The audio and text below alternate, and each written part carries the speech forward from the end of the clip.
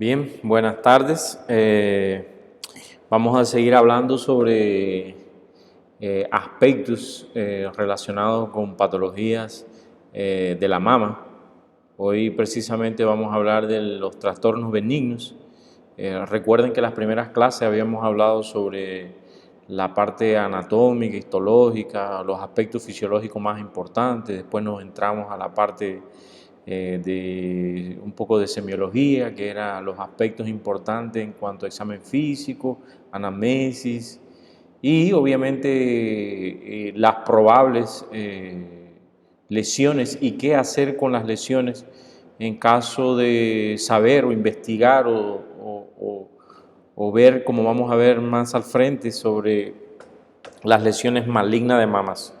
Bien, entonces, con respecto a los trastornos benignos de la mama, habíamos hablado sobre la mastalgia. Primero, la mastalgia como tal no es una patología como tal, sino que es un síntoma, ¿entiende? O sea, prohibido, o sea, usted no puede confundirse, o sea, un paciente que tenga una mastalgia ya de catalogarlo como una enfermedad, pues no es una enfermedad, realmente es una manifestación incluso fisiológica, van a ver próximamente. Y observen esto, que usted va a ver que la mayoría de las pacientes, obviamente femeninas, más de un 40%, acuden a consulta o, fíjense, entre un 40, 45%, 85%, ellos van a padecerlo, van a tener este síntoma. Bien, ojo con eso, esto no es una enfermedad, sino simplemente un síntoma dentro de otra enfermedad. Bien, no confundir este término. Bien, ahora observen, creo que habíamos mencionado en clases anteriores sobre las causas. Existe una causa que es o sea, una teoría, la verdad, una teoría que es la teoría hormonal. Existe una teoría con respecto al edema, una teoría de la ectasia o dilatación ductal y una teoría que es la deficiencia de los ácidos grasos poliinsaturados. Bien, ahora vamos a hablar rápidamente de algunos de ellos. Con respecto a la teoría hormonal, ustedes saben que la mama depende de hormonas para el crecimiento, desarrollo, depende de hormonas. Entonces, con respecto a la teoría hormonal, el aumento o la elevación del estrógeno o el hiperestrogenismo como tal es una causa, o sea, explica este síntoma. Y como son dos hormonas, ¿verdad?, que afectan o que están relacionados con el ciclo ovárico, ciclo menstrual, fíjense cómo cuando existe un déficit de la progesterona, sobre todo en la fase lútea, también provoca mastalgia. Si aumentan los niveles en sangre de las gonadotropinas o gonadotrofinas, también puede causarlo. Recuerden que tanto el estrógeno como los progestágenos dependen de las gonadotrofinas. Recuerden que la gonadotrofina tiene un origen, o sea, desde el punto de vista fisiológico, en la glándula, en el eje hipotálamo hipófisis. Bien. Otra hormona también que tiene que ver con este dolor, esta molestia, este síntoma, son las alteraciones en el mecanismo pulsátil de la prolactina. Usted va a ver, sobre todo estos pacientes, que sobre todo van a ver cómo ellos tienen mayor aumento, o sea, picos altos de prolactina, sobre todo en horas de la noche. Bien, o sea, cuatro hormonas, y si usted ve, están relacionados con el ovario, con el eje hipotálamo hipófisis y la hipófisis como tal. Bien, eso explicaría la cuestión hormonal. Ahora, con respecto a la teoría del edema, se puede decir que es una teoría inflamatoria del tejido mamario, aunque realmente esta teoría, disculpen, no ha explicado absolutamente este fenómeno, ¿bien? Pero bueno, está dentro de la teoría. Y bueno, la ectasia ductal no es más que la dilatación de esos ductos. Recuerden que todas las glándulas tienen conductos y esos conductos llevan hacia el pezón para verter su contenido. O sea, cuando existe dilatación de ese ducto, pues provoca dolor o molestia. Y como última explicación de este fenómeno es la deficiencia de los ácidos grasos poliinsaturados. Creo que había mencionado que el ácido linoleico, el ácido digama-linoleico y el ácido araquidónico tienen que ver con esto. Y dirán, ¿por qué esto tiene que ver con la mortalidad? Resulta que estos ácidos grasos poliinsaturados son muy importantes para la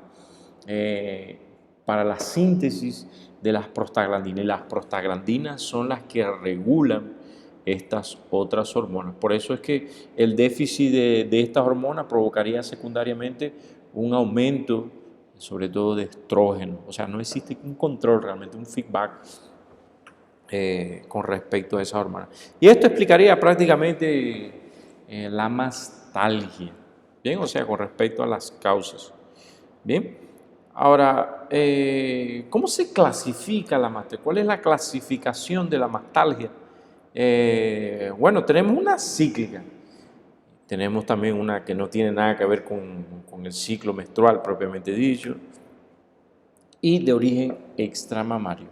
Cuando usted habla de mastalgia cíclica, obviamente que usted va a ver que esa mastalgia siempre está relacionado con el ciclo menstrual.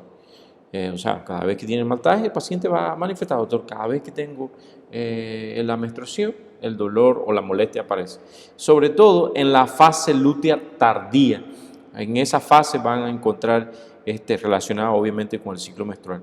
O sea que usted lo va a encontrar aproximadamente 2 o 3 días antes de la menstruación, o sea, del sangramiento como tal. Y como es cíclica, van a ser en las dos mamas. Y hay un predominio, sobre todo en los cuadrantes superiores externos. Y obviamente, ¿por qué predomina siempre en esos cuadrantes superiores externos? Pues precisamente porque existe mayor tejido glandular en ese cuadrante. Bien, con respecto a la no cíclica, a la mastalgia no cíclica, obviamente no existe ninguna relación con el ciclo menstrual y este dolor, o sea, esta manifestación va a ser constante o intermitente, una de las dos. Bien, recuerden, no relacionado con la menstruación y puede ser intermitente, va y viene, o puede ser constante. Y generalmente está relacionado con dilatación de los ductos. Bien, y existe un engrosamiento esclerosante, o sea, sí, endurecimiento de la glándula. Y sobre todo esto se ve en las mastitis que son agudas y que son crónicas. Bien, eso es relacionado con, o sea, la que no tiene que ver con el ciclo menstrual. Fíjense que es importante, por eso incluso habíamos hablado en la anamnesis, siempre preguntar si el caso del que el paciente manifieste dolor, siempre si tiene o no tiene relación con la menstruación. Bien, ahora de causa extramamaria, o sea que no tiene nada que ver con la mama, usted va a ver que lo primero que tiene que pensar es que está relacionado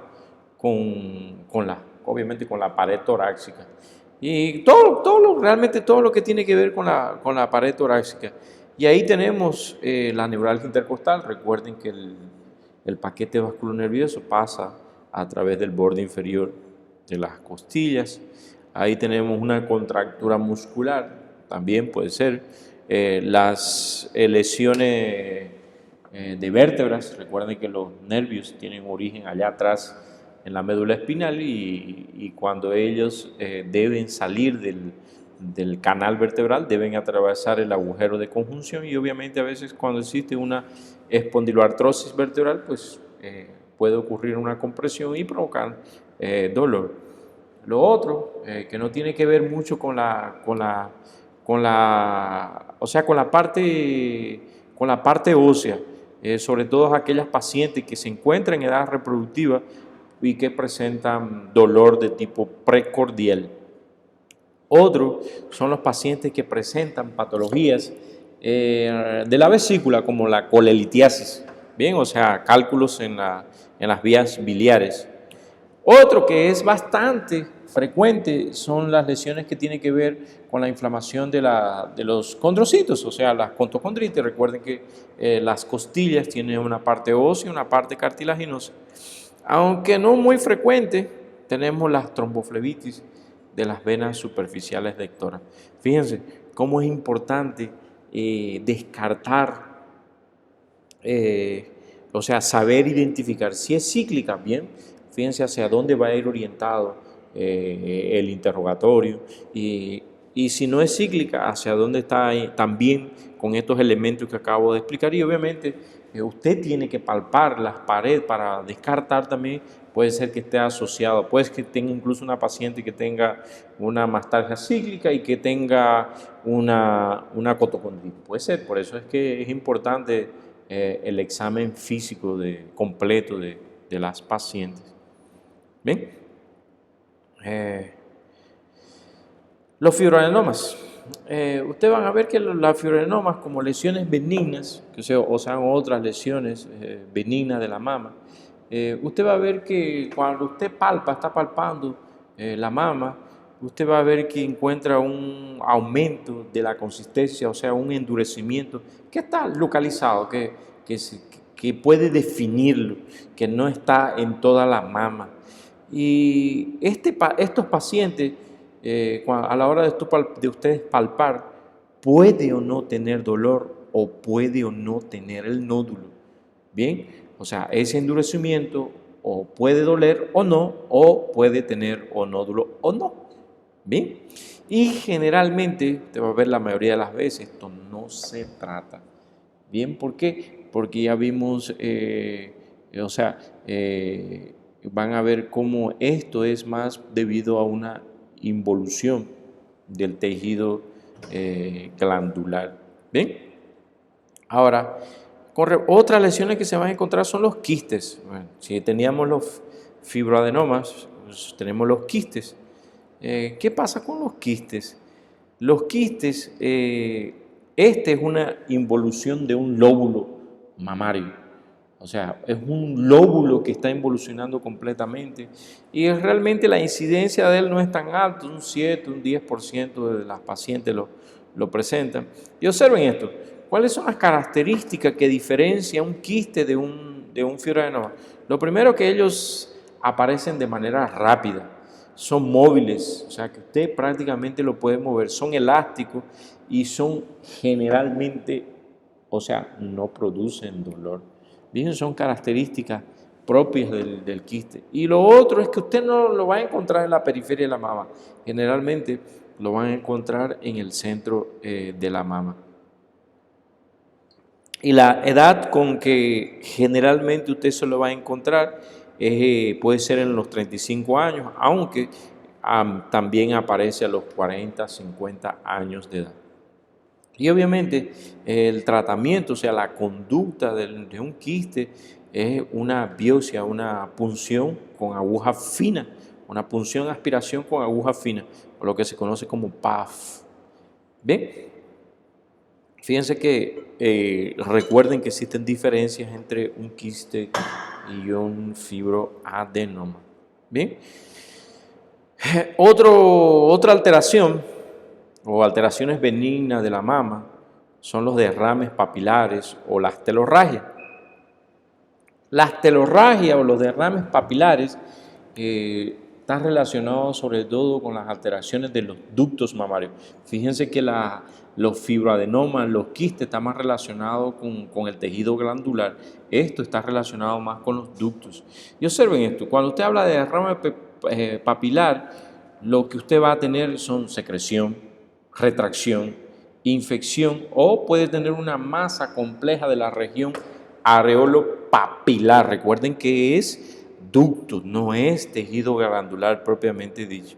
Y también se presenta de manera relativamente poco frecuente y son un 70, disculpa, un 7, un 10% de las consultas que usted se va a encontrar cuando esté asistiendo sobre todo con los mastólogos. Y otra cosa, cuando usted vea un derrame papilar, por suerte, o sea, para bien del paciente, el 95% de los casos son benignos. O sea que existe de malignidad un 5%. Por eso está más relacionado con una patología benigna. Bien. O sea, cuando usted tiene un derrame papilar, tiene que pensar en dos cosas: o es fisiológica o es patológica. Recuerden que la mayor parte va a ser benigna. Cuando es fisiológica, recuerde que es provocada. Bien, y obviamente, como es fisiológica, son todos los ductos, no es un solo ducto, son de las dos mamas, es multicolorida y es esporádica. Fíjense que es característica del derrame papilar o de la secreción o de la telorragia fisiológica. En caso de la patológica, fíjense que aquí cambia. Antes era provocada, ahora es espontánea. O sea que espontáneamente va a tener esa telorragia. Y lo otro, fíjense, la anterior era multiductal, ahora este es de un solo ducto. Este es unilateral, el otro era bilateral. Y aquí fíjense que en la fisiológica era multicolorida, ahora aquí cambia en la patológica. Va a ser acuosa sanguinolenta y son profusas y persistentes. Fíjense que existe diferencia, prohibido confundirlo, y fíjense que una es provocada y la otra es espontánea. Bien. Con respecto a la clasificación de la telorragia o del derrame papilar, está lo fisiológico, obviamente lo patológico, como habíamos visto, la galactorrea y los pseudos derrames. Usted lo puede clasificar de esa manera. Existen medicamentos incluso que provocan esta telorragia o esta secreción. Bien. Ahora, ¿cuáles son las causas? Aquí en las causas hay divergencia en la literatura quién es la primera causa, la segunda, tercera causa. Bueno, yo voy a mencionar todas las causas que provocan derrame papilar o telorragia. Tenemos el papiloma intraductal, que en la próxima clase vamos a hablar de él conjuntamente con sobre todo los nódulos de mama, el carcinoma de mama, la ectasia ductal, las alteraciones funcionales benignas de la mama. Está el papiloma intraductal, que es múltiple, la papilomatosis juvenil, el adenoma de mamilo, fisiológica, el embarazo, la gravidez, galactorrea, la enfermedad de Paget. Fíjense que todas esas son causas de derrame papilar o telorragia. Bien, ahora observen esto. Aquí con respecto al diagnóstico tienen que hacer un examen muy minucioso. Con respecto al diagnóstico, la anamnesis, el diagnóstico, como siempre, usted sabe que la anamnesis, examen físico, obviamente los complementarios. En la anamnesis es muy importante saber usted cuándo empezó, o sea, el inicio, el color, si es uni o multiductal, si es espontáneo o es provocado, si es unilateral o bilateral, si toma medicamentos el paciente, evaluar siempre factores de riesgo, porque la edad es algo importante, sobre todo aquellos pacientes que tienen 50 años, y el sexo.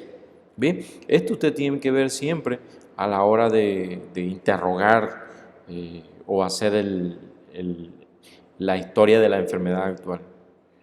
Ya en el examen físico usted tiene que, obviamente, a la hora de palpar, ver si palpando lo provoca, ver si persiste o es espontáneo, ver qué coloración es, ver si existe un nódulo que se puede palpar. Y la palpación, recuerden que habíamos hablado algo, incluso lo vamos a ver bien cuando veamos las lesiones malignas de la mama, que la palpación siempre es en forma radial, en forma de radio, y se hace de la periferia al centro. Bien, y como siempre, para en este caso, como estamos hablando de que es una lesión, una patología de ducto, hay que examinar bien la areola, que es el punto de gatillo que va a lograr pues, estimular la secreción en caso de que sea un derrame papilar. Bien, con respecto a los complementarios de esta lesión benigna, tenemos que, usted puede hacer una citología a lo que extrae, o sea, la secreción extrae. Y lo otro es el estudio de imagen. En este caso, la imagen más importante es la mamografía. Pero bueno, en caso de dudas, puede realizar el ultrasonido de mama. Bien, ahora, ya para terminar, con respecto al tratamiento de este derrame papilar, usted tiene que ubicarse. Primero ver si es fisiológico, si es tumoral y, obviamente, como última instancia, realizar una biopsia. Ahora, si usted tiene una telorragia, un derrame papilar, si es fisiológico, obviamente usted no precisa ni hacer un diagnóstico, o sea, hacer un estudio complementario para ver de qué característica tiene el derrame papilar y obviamente no precisa tratamiento. Ahora, si es tumoral, recuerden que hay que ubicarse en la glándula hipófisis, hay que ver si es un microadenoma y si es un microadenoma, pues van a enviarlo al endocrinólogo y generalmente ellos lo tratan con bromocriptina y cabergolina. Y si es un macroadenoma, cuando tiene más de 1 centímetro, realmente el tratamiento siempre es quirúrgico. ¿Bien? Ahora, con respecto a la biopsia, usted tiene dos opciones: o le hace una resección parcial de un solo ducto o hace una resección total del sistema ductal. O sea, esas dos opciones. Ahora, si usted quiere hacer una resección de un único ducto, sobre todo tiene que ver la edad.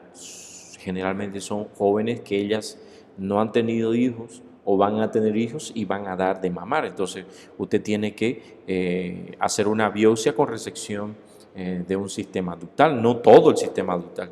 Aquí simplemente usted identifica el ducto, hace una incisión ahí, como son en el centro, usted va a dirigirse en la periareola y usted puede identificar, y fíjense que ellos no están profundos, ellos aproximadamente 3 centímetros de profundidad se lo van a encontrar, hacen disección de ese ducto, que como les mencioné, 2-3 centímetros más o menos de profundidad, y cierra con, aquí hay algo muy importante, hay que cerrar con sutura absorbible, no dejar poliéster porque si no crean un granuloma y granulomas en la mama no es estético.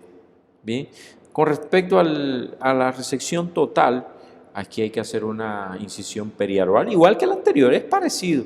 La disección de todo el plano subareolar y el árbol ductal, y generalmente se hace en forma de un cono invertido y se lo va a encontrar, como lo habíamos mencionado, a 2 centímetros de profundidad. Bien, o sea, la mastalgia, los fibroadenomas, el derrame papilar y los quistes son lesiones benignas de la mama. Bien, en la próxima clase vamos a hablar sobre ya los nódulos propiamente dichos y vamos a entrar ya a las lesiones malignas de la mama. Bien, bueno, gracias y nos vemos en la próxima clase.